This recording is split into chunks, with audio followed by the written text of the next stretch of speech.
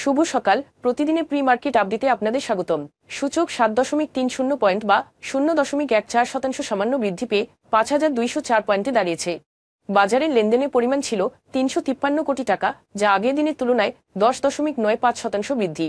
বাংলাদেশ পরিসংখ্যান ব্যুরো তথ্য অনুসারে বাংলাদেশে মূল্যস্ফীতি ফেব্রুয়ারিতে 9.32% নেমে এসেছে, যা জানুয়ারিতে 9.94% ছিল, তবে টানা 24তম মাসে 9% উপরে রয়েছে।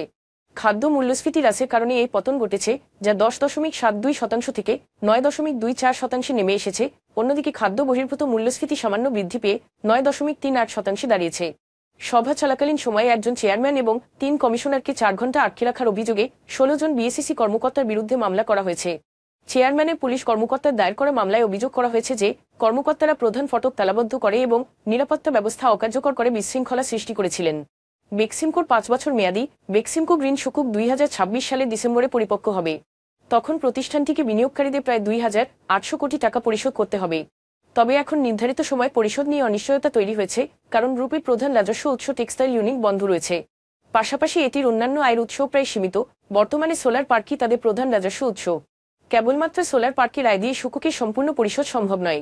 পার্কটি প্রতি মাসে গড়ে 50 কোটি টাকা আয় করে, যার বড় অংশ অর্ধবার্ষিক সুদ পরিশোধে ব্যবহৃত হয়। বেক্সিমকো পরিচালনা ব্যয়ের জন্য 7 কোটি টাকা পায়, আর বাকি অর্থ সূচকের শিনকিন ফান্ডে জমা হয়, যা বর্তমানে 178 কোটি টাকায় পৌঁছেছে। বাংলাদেশ ইনভেস্টমেন্ট কর্পোরেশন জানায়, সোলার পার্কের আয় থেকে বিনিয়োগকারীদের সুদ পরিশোধ করা হচ্ছে। আগে শিনকিন ফান্ডে মাত্র 5 কোটি টাকা জমা হতো, তবে গত আগস্টে সরকার পরিবর্তনের পর এটি বাড়ানো হয়েছে। বেক্সিমকোর চলমান ঋণ সংকটের মধ্যে কিভাবে সূচকের মূল অর্থ পরিশোধ করা হবে তা নিয়ে তিনি প্রশ্ন তোলা হয়েছে।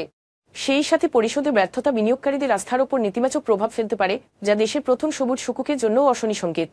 6টি প্লটের জন্য বেবজার গ্রিন শাইন টেক্সটাইলের লিজ বাতিলের সিদ্ধান্ত 3 মাসের জন্য স্থগিত করেছে হাইকোর্ট।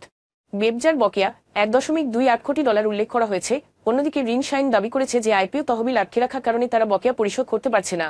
কোম্পানিটি উৎপাদন 50% বৃদ্ধি করেছে এবং কিছু বকেয়া পরিশোধের জন্য আইপিও আয় থেকে $1 মিলিয়ন চেয়েছে। এখন এ পর্যন্তই। বিকেলে আবারও আসছি ডেইলি মার্কেট আপডেট নিয়ে। সে পর্যন্ত আমাদের সঙ্গেই থাকুন। ধন্যবাদ।